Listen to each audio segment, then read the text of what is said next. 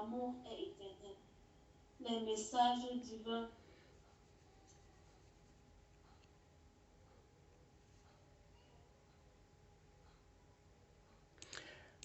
Amen. Soyez bénis. Donc, nous avons compris l'essentiel et nous avons quasiment tous ce vers-là dans nos Bibles.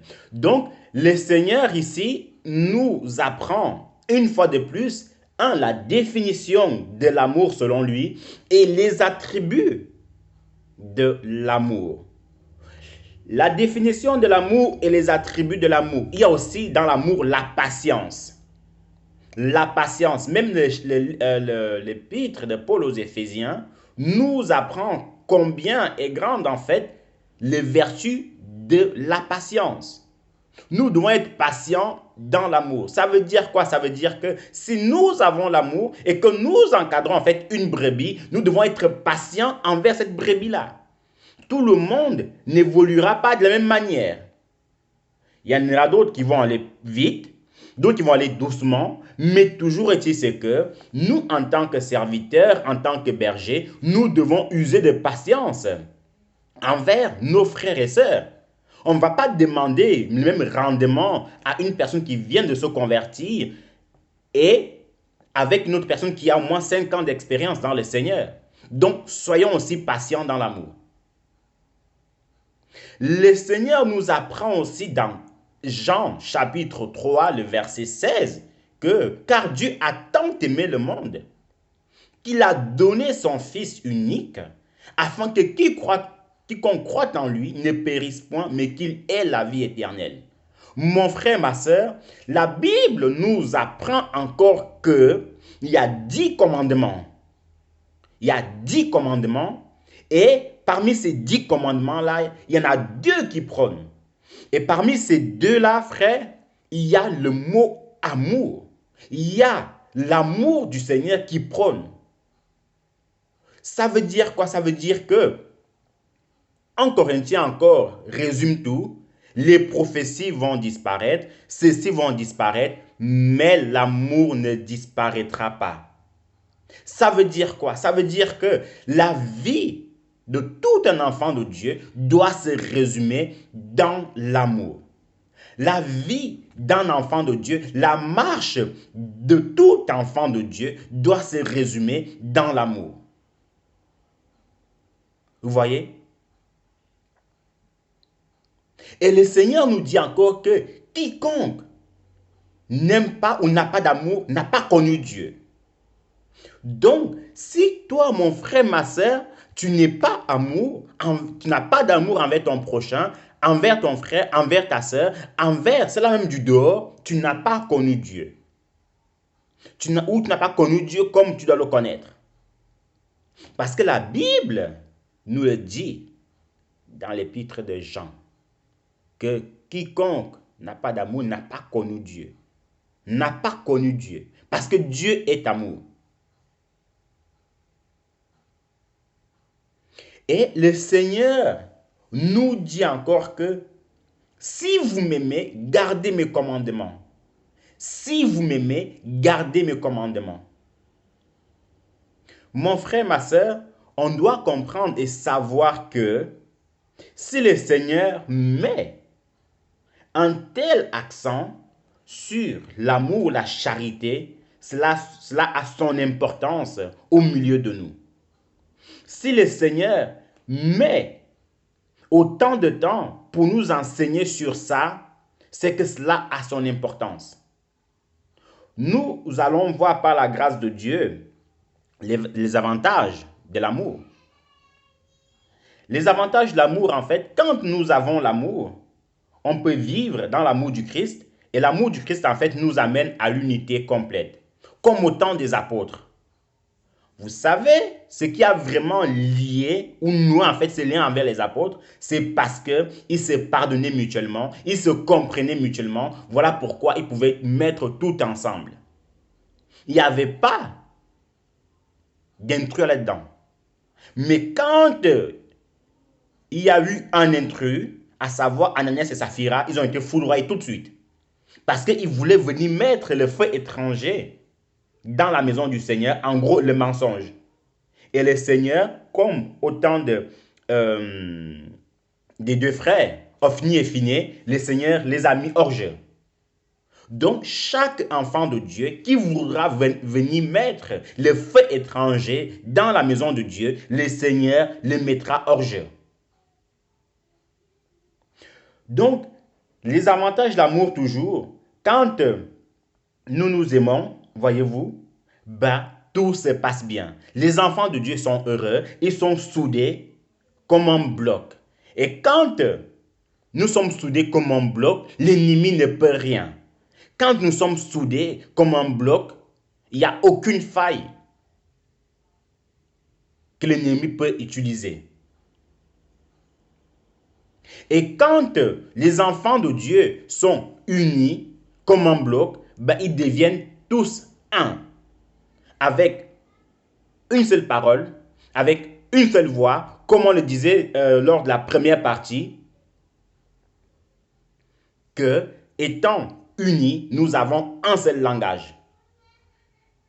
Et en ayant un seul langage, ça permettra que ce que le frère Franck dit, il faudra que le frère Darren vienne le confirmer. Ce que le frère Sébastien dit, il faudra que le frère Prosper vienne le confirmer. Ce que le pasteur Pierre dit, il faudra que l'ancien Évariste vienne le confirmer tout simplement. Et c'est ça l'amour de Christ. Ce n'est pas qu'aujourd'hui, le frère Darrell enseigne sur l'amour qu'il faut aimer et que demain, un autre frère vient enseigner que non, ça ne sert à rien l'amour. Non, ce n'est pas ça l'unité. L'unité, c'est d'avoir un seul langage. Bien évidemment, un langage spirituel qui nous amène au ciel. Hein? Vous voyez? Et voilà ce qui a soudé les apôtres en leur temps. Et même s'il y a une petite faille, une petite défaillance, le Seigneur ne manquera pas de ramener la personne qui a apporté cette petite défaillance. Et non, le fait étranger, c'est différent. Le fait étranger, c'est d'amener en fait des fausses doctrines de dehors pour les amener à l'intérieur. Ça, c'est le fait étranger. Mais une défaillance, c'est si jamais un frère en fait, s'écarte un tout petit peu de la doctrine. C'est différent. Comme au temps de Pierre et de Paul. Paul avait repris Pierre parce qu'il s'était un tout petit peu écarté. Et Pierre a reconnu sa faute et tout s'est très bien passé par la suite. Vous voyez? Donc, un seul langage. Nous continuons maintenant au niveau des inconvénients de l'amour ou du manque d'amour. Frères et sœurs, celui qui n'a pas d'amour, voici les attributs de celui qui n'a pas d'amour. Celui qui n'a pas d'amour, il aime voir les autres souffrir. Ça veut dire quoi? C'est quand les autres souffrent que lui il est en paix. C'est quand les autres frères pleurent que lui il est en paix, tranquille, tout va bien. C'est quand les autres ne vont pas bien que lui va bien.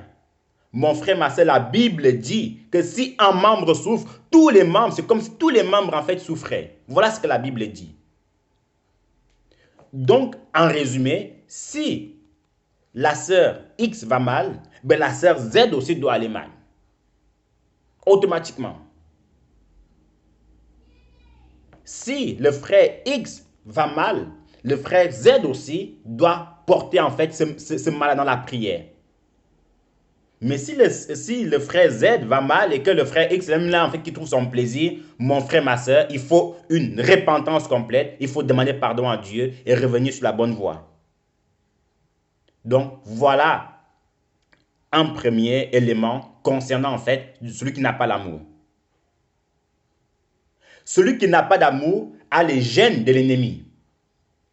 Ça veut dire quoi? Ça veut dire qu'il n'est pas loin d'être le fils de l'autre. Pas de Dieu en tout cas, le fils de l'autre. Comprenez mon langage, vous voyez? Celui qui n'a pas d'amour a les gènes de l'ennemi. Celui qui n'a pas d'amour, il fait partie des fils de la rébellion. Parce que c'est deux opposés. Hein? Dieu, lui, c'est un Dieu d'amour. Mais l'ennemi, lui, tant que le monde ne souffre pas, tant que les gens ne font pas la guerre, lui n'est pas en paix. C'est là, en fait, que lui trouve son plaisir. Pendant que Dieu, c'est un Dieu de paix, lui, c'est un faux Dieu du manque d'amour. Vous voyez? Donc, frères et sœurs, nous devons nous efforcer sincèrement, sincèrement par la grâce de Dieu, à nous aimer, à avoir un cœur blanc, à être honnêtes les uns envers les autres. Personne ne peut dire que j'ai l'amour en haïssant son frère, en aimant voir son frère souffrir, en prenant plaisir à voir les autres souffrir. Si tel est le cas, frère, en toute sincérité, il faut se repentir complètement, sincèrement et sérieusement devant le Seigneur. Parce que devant un frère, on peut rigoler alors que ça ne va pas. Devant une sœur, on peut rire envers lui alors que ça ne va pas au fond du cœur. Mais Dieu connaît nos cœurs. Et la Bible dit que c'est lui qui sonde les cœurs et les reins. Donc si toi, tu veux jouer la comédie devant l'église, si toi, tu veux jouer au sketch devant l'église, le Seigneur ne joue pas au sketch. Le Seigneur, lui, ne jouera pas au sketch avec toi le jour du jugement. Voyez? Le Seigneur ne jouera pas à la pièce de théâtre. Et ce n'est pas un comédien. Sa parole reste sa parole et elle ne changera pas ni pour nous, ni pour notre beau corps, ni pour nos beaux yeux, ni pour nos beaux cheveux. Non. Sa parole reste sa parole et elle ne changera pas. Donc, le Seigneur nous interpelle sincèrement en cette matinée, c'est d'avoir l'amour les uns envers les autres. Ça peut arriver, voilà, qu'il y avait encore des taches noires dans notre cœur envers une sœur, envers un frère, envers qui que ce soit. Ça peut arriver, mais en cette matinée, le Seigneur nous dit que si tel est le cas, il faut se repentir sérieusement et sincèrement. Mais si on continue à avoir ce cœur aigri, si on continue à faire comme si de rien n'était alors qu'il y a quelque chose, mon frère, ma soeur, c'est un danger.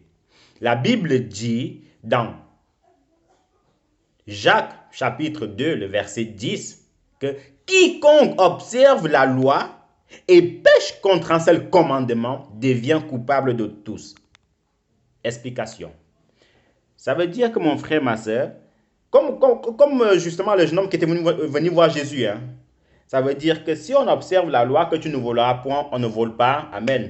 Gloire à Dieu. Bravo. Si on sait que tu ne commettras pas l'adultère, tu ne commets pas l'adultère, amen, bravo, c'est bien ma soeur, c'est bien mon frère, félicitations. Mais en revanche, si tu n'as pas l'amour, si on n'a pas l'amour envers un frère et envers une sœur, en fait, ça annule tous ces commandements-là. Et c'est pour cela, ce jeune homme qui était venu voir Jésus, le jeune homme riche, il va dire à Jésus, Maître, que faut-il faire pour hériter du royaume des cieux? Waouh, quelle question. Bravo, jeune homme. Le Seigneur lui dit, est-ce que tu as respecté le commandement du Seigneur? Lui-même, il lui demande, est-ce que tu connais la loi? Non, il dit, oui, oui, Seigneur. Ça là, c'est clean pour moi, tranquille. Non, Seigneur, pour ça, tu n'as même pas à t'inquiéter. Hein. Moi, je suis né pharisien, je connais toute la loi. Mon père était même sadducéen, était même docteur de la loi, maîtrisant. Ah, Seigneur, non, ce côté-là, c'est bon, c'est bon. Le Seigneur lui dit, bravo, jeune homme, c'est bien, c'est bien, c'est bien. Il croyait avoir le Seigneur. Il croyait avoir le Seigneur. Alors le Seigneur lui dit, c'est bien, c'est parfait, continue comme ça. Mais une dernière question. Va et vends tout ce que tu as. Je crois que le jour-là, le jeune homme a été choqué. Il n'arrivait plus. Pourquoi? Parce que il a observé beaucoup de commandements au temps de la loi. Il les a observés. Mais quand il s'agissait du commandement de donner, de partager ses biens aux pauvres, il a dit non. Seigneur, tu sais, hein, j'ai beaucoup souffert avec tu sais, le business, c'est difficile dans le business. Non, l'entrepreneuriat, c'est difficile. Quand je me lève le matin à 5 heures du matin pour aller travailler, c'est difficile. Ce que j'ai gagné là, non. Je ne peux pas le donner comme ça, je ne peux pas le donner. Je ne peux pas, non, Seigneur, non, c'est trop fort. Je ne peux pas. Seigneur, est-ce que tu sais ce que ça veut dire? Se lever à 2 heures du matin, travailler de 2 heures jusqu'à 5 heures, même de 2 heures jusqu'à 8 heures. Se priver du sommeil pendant que les autres dorment, toi tu travailles. Seigneur, tu sais ce que ça veut dire? Non, je ne peux pas. Alors le Seigneur lui a dit, Bon, vu que tu te confies à tes richesses, bon, c'est une chose, hein, mais sache que comme ça, tu auras du mal à rentrer dans le royaume des cieux. Tu auras du mal. Tu auras vraiment du mal.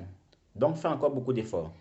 Ce qui veut dire quoi? Ce qui veut dire que on peut observer beaucoup de commandements du Seigneur, c'est bien, il n'y a pas de souci. Mais si, surtout, frères et sœurs, le plus grand commandement, ce n'est pas l'un des plus grands commandements, écoutez-moi bien s'il vous plaît.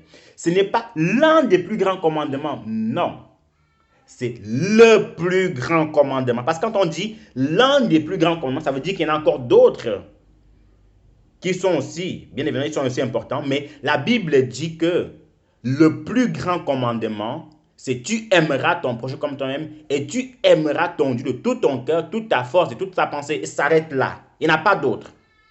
Certes, les autres sont importants, mais le Seigneur tire les deux là comme étant les plus grands commandements. Donc, si en tant qu'enfant de Dieu, on n'a pas en nous les deux plus grands commandements que le Seigneur m'appelle en fait les plus grands, mon frère, ma soeur, nous devons revoir notre vie spirituelle. Nous devons revoir notre marche spirituelle. Et ne nous disons pas ou ne nous mentons pas en nous disant que non, de toute façon, moi je suis serviteur, j'ai fait des vidéos, j'ai fait des enseignements, j'ai fait des prédications. Le Seigneur pourra fermer les yeux là-dessus. De toute façon, moi je suis ami du Seigneur, ça va aller. Ou ne nous disons pas que moi je suis prophète, bishop, archibishop, ou moi je suis le révérend, moi je suis le pasteur, je suis l'ancien, je suis le Seigneur fermera là-dessus. Non, au contraire, hein, en fait, tu es en train de dire que parce que je suis le prophète,